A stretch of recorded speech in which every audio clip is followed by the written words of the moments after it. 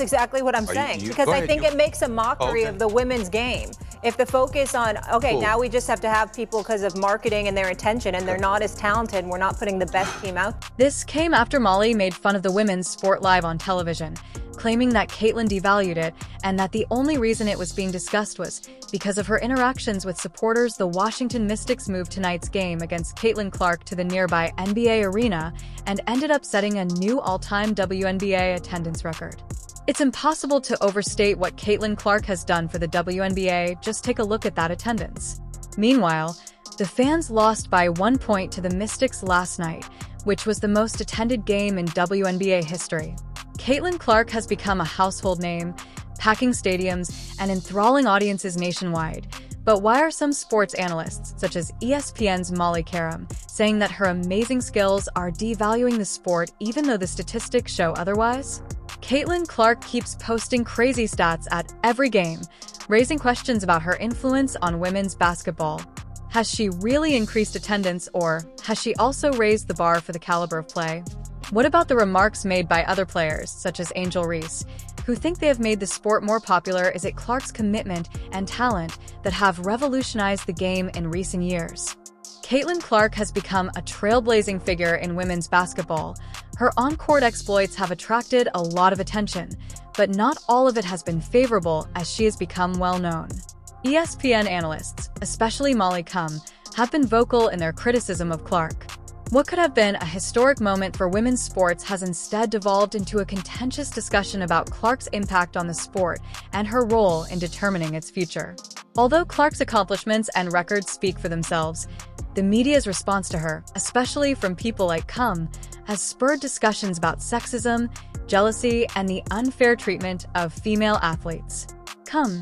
Molly, when she said that Caitlin Clark was making fun of the sport, one of the most well-known voices on ESPN, caused a stir. Her remarks were shocking and sudden, and they immediately attracted the attention of basketball fans and sports analysts alike. However, what did Qerim mean by this accusation, and is there any truth to it? We all know the answer. Of course there isn't. Kid's on the wrong team. She's got the wrong skill set to handle the physicality of that league, and she's a rookie.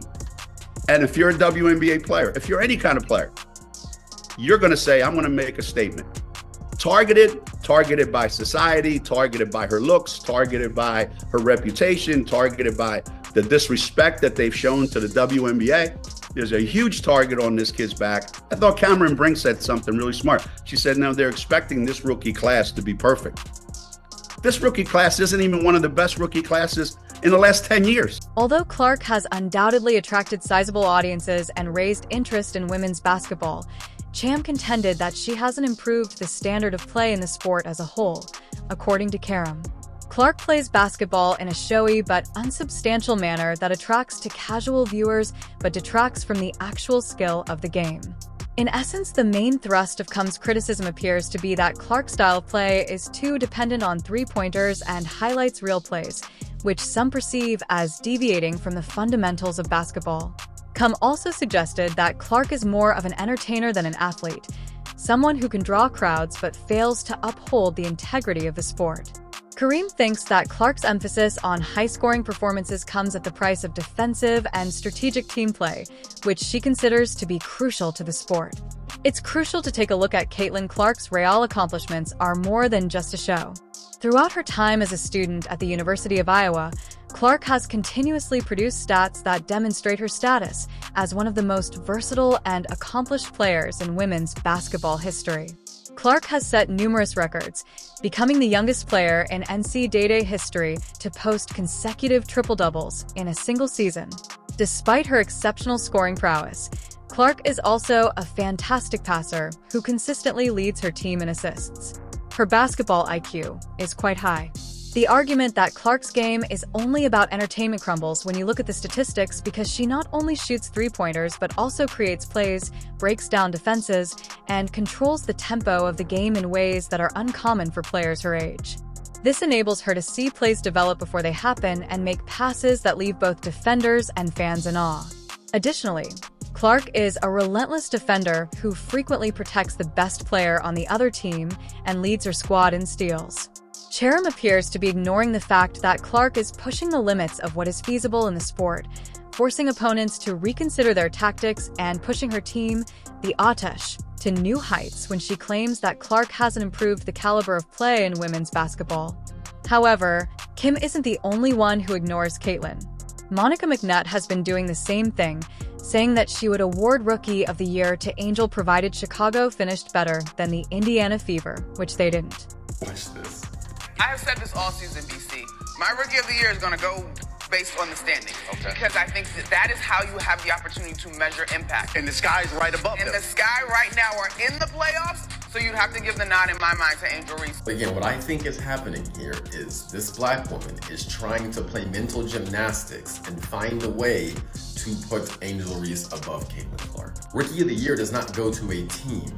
That's why it's called Rookie of the Year. It goes to an individual player. So wouldn't it make sense that you would analyze their statistics and analyze individual play overall? Like, this woman is doing all types of mental gymnastics in order to come to this conclusion so she can try to place Angel Reese above Caitlin Clark in that race. When the Fever and the Future are ranked higher than the Sky, I'll be curious to see if she says the same thing. See if she then tries to maneuver to something different. One of the most impressive things about Caitlin Clark is her consistency. From the 2012 to 2022 season, for instance, she averaged 27 points per game, 8 assists, and 7 rebounds, numbers that would make any analyst reevaluate their criticism. These are MVP-caliber numbers in any league, let alone collegiate basketball, where competition is fierce. Clark has consistently scored 30 to 40, even 50 points in games, leading her team to victory time and time again. When Cum and others criticize Clark for being more of a show than a serious player, they seem to be ignoring the fact that Clark's performances are crucial to her team's success. Without Clark, Iowa wouldn't be where it is today, and her ability to score big statistics shows how important she is to the team rather than indicating that she's playing for herself. Clark's credentials are self-evident. She was selected to the unanimous first team. Perhaps most significantly, Clark has achieved all of this while maintaining an exceptionally high level of efficiency, shooting over 45% from the field and nearly 4% from three-point range. She is the first player in Big Ten history to record 1,000 points and 200 assists in a single season, and she has broken almost every scoring record for her age group. Another player has entered the discussion above the fray. Angel Reese, an LSU player, has frequently asserted that she is the one who popularized women's basketball and that the media has unjustly highlighted Clark while downplaying her own contributions to the game.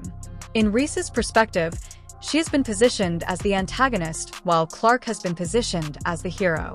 People don't understand, like, if they think it's personal, but when I get between the lines, if friends or anything, if my teammate right here went to play for another team, I'm going to be competitive, I'm going to talk trash to her just because I'm super competitive and that's what we do. But off the court, we're going to kick it and have fun. So I think that's a part of the game, and just trying to normalize, like, trash talking is okay, but not taking it personal off the court. And obviously that has become a thing, and people are just trying to make it seem like it's something. But I love Caitlin, and I love her game, and I admire everything that she does. However, is this story true? Or is Reed just attempting to maintain her prominence by portraying Clark as her opponent? While Reese is unquestionably a talented player in her own right, her accomplishments pale in comparison to Clark's. Many fans and analysts think that Reese's attempts to put herself in the villain role are little more than a publicity stunt.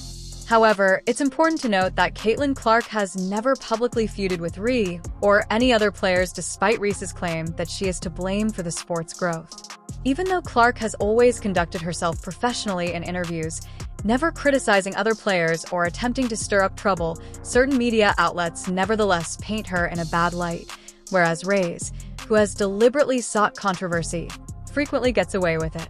Clark's admirers find this dynamic annoying since they believe she is being unfairly singled out due to her success. Although Ree may enjoy playing the antagonist, it's obvious that Caitlin Clark has no interest in engaging in such theatrics. Instead, she is focused on winning basketball games. It seems as though the media is determined to find flaws in her game or character even when none exist. People are watching women's basketball right now. It all started from the national championship game, and I've been dealing with this for 2 years now. and understanding, like, yeah, negative things have probably been said about me, but honestly, I'll take that because look where women's basketball is. People are talking about women's basketball, but you never would think that we'd be talking about women's basketball. I'll look back in 20 years and be like, yeah, the reason why we watching women's basketball is not just because of one person, it's because of me too, and I want y'all to realize. The way the media has covered Caitlin Clark in spite of her extraordinary performance on the court is among the most perplexing elements of the scandal. Analysts like Molly Qerim frequently cast Clark in a poor light, casting doubt on her skills and implying that she is more of a circus than a genuine player. But why is this the case? Part of the answer is why Caitlin Clark, a player who has only performed well at the top levels of the sport, is so frequently criticized. Perhaps it stems from the media's propensity to disparage people who achieve success too rapidly. Clark's rise has been explosive, and it appears that some media people find it unsettling that a young player is accomplishing so much so quickly. There is also the problem of jealousy, especially from ex-WNBA players who might believe that Clark's success overshadows their own years of hard work. When LeBron James joined the NBA as a teenager and started breaking records right away, he was heralded as the league's future. However, when Caitlin Clark does the same in women's basketball, perhaps the most concerning aspect of the media's treatment of Caitlin Clark is the double standard that exists for female athletes. In men's sports, players who dominate at a young age are celebrated, not criticized. The WNBA and women's basketball in general have struggled to gain mainstream attention, and now that Clark has attracted new fans, some former players seem to be upset that it took a rookie to do what they couldn't. She is charged with disparaging the sport. The Olympic break helped the Indiana Fever more than any other team. And I felt like the Olympic break really hurt Chicago. Because I thought before the break, Indiana was playing well, Chicago was playing well, and granted, there have been injuries and things like that.